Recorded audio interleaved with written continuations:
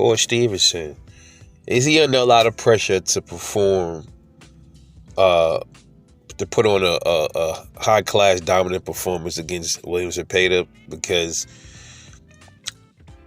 Shakur Stevenson, I would say, like I said, people were complaining about his style of fighting before he even fought Edwin de los Santos, but it seemed like the Edwin de los Santos fight became the pivotal point in where people have pretty much have their minds made up about Shakur Stevenson, about how his, this is how he fights, this is how, and even him, he'll tell you, he fights the way he's gonna fight. If he feel like you're a real threat, he's gonna fight a certain way. If he feel like you're not much of a threat, he's gonna fight a certain way. That's called adjustments, man. That's smart. When you think about it, that's having a boxing IQ. Fuck what everybody is saying. Now, on the popularity standpoint, that might not be a good thing for Shakur Stevenson.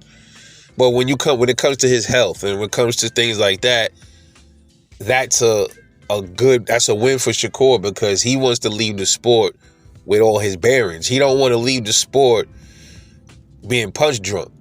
And there's absolutely nothing wrong with that. Now, I get the whole aspect of, oh, look, the fans, they're the ones that's paying to see the fights. And not all fans care about rock'em sock'em fights. A lot of fans of the sport, they also care about the craftiness, the being able to slip and evade.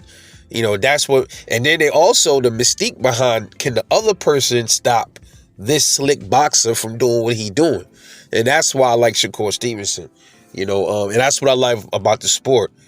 You have somebody that is a mover and is a defensive-minded fighter. Then you got a come-forward puncher. Can this come-forward puncher figure out the puzzle? You know what I mean? That's why I love it. Now, this fight was Zepeda, man. We know Zepeda is a heavy-handed dude. He's a puncher. He comes forward. And pretty much he can't outbox Shakur Stevenson. He's not going to do that at all. He's not. He barely outboxed Tevin Farmer. You know what I mean? So he's not going to outbox Shakur Stevenson. We know that, hands down. And to all you bettors out there that's placing bets on this fight, a safe bet would be a decision win.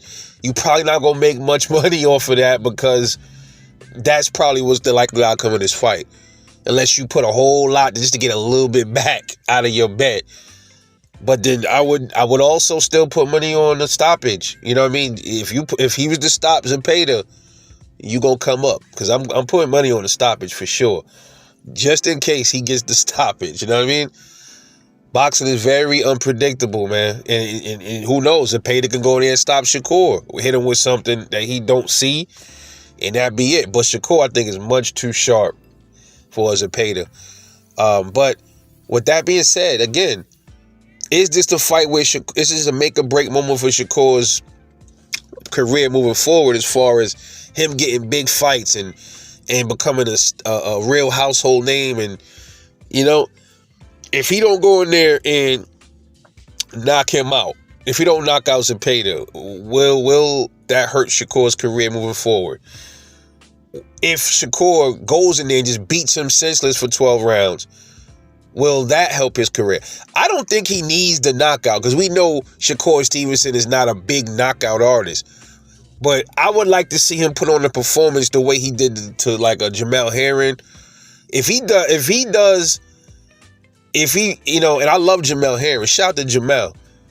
If he goes in there and fights Zepeda the way he fought Jamel Herring, or even the way he fought Oscar Valdez. Shout out to Oscar Valdez too, for putting up a great fight too. Jamel Herring and Oscar Valdez, they gave it their all, man. Warriors. But if he goes in there and he beats on Zepeda the way he did Valdez, or the way he fought Jamel Herring, that's a big plus for Shakur Stevenson, because nobody is thinking he's going to do that to a big puncher like that. So he doesn't have to necessarily get the knockout, but I think he's going to have to go in there and convincingly beat this dude the fuck up, man. He can't put on an Edwin de los Santos performance. He shouldn't do it this time, because I believe his arms, he's not injured right now. And that's another thing. His hands is questionable now. So hopefully, man, he can get that really squared away, because that's another issue that could hurt his career moving forward, is his hand issues and stuff like that. But I think this might be that moment where Shakur Stevenson is going to have to go in there and not stand there and get punched on, but he's going to have to plant his feet and put some serious leather down on William Zepeda to convince the fans that, yeah, he's the real deal. Not just defensively, but also offensively, against big punchers. Because the narrative is going, the narrative now for Shakur is that he's afraid of big punches. My thing is this: I don't think that's the case, man. If he was afraid of a big puncher, he would avoid big punches. He would be avoiding Zepeda. If he was scared of big punches, he would avoid Nakatia. He would have avoided Edwin de los Santos, right? So I don't buy into this thing where Shakur is afraid of big punches. I just don't believe that. He's very cautious when he fights them, but he's not afraid of them, period. But let me know what you think, man. Is this the make or break moment for Shakur Stevenson in the William Zepeda fight, man, for his career? This is Rebel Life Boxing, man. Let me know what you think. Drop them comments. Talk to me. I'll catch y'all in the next one.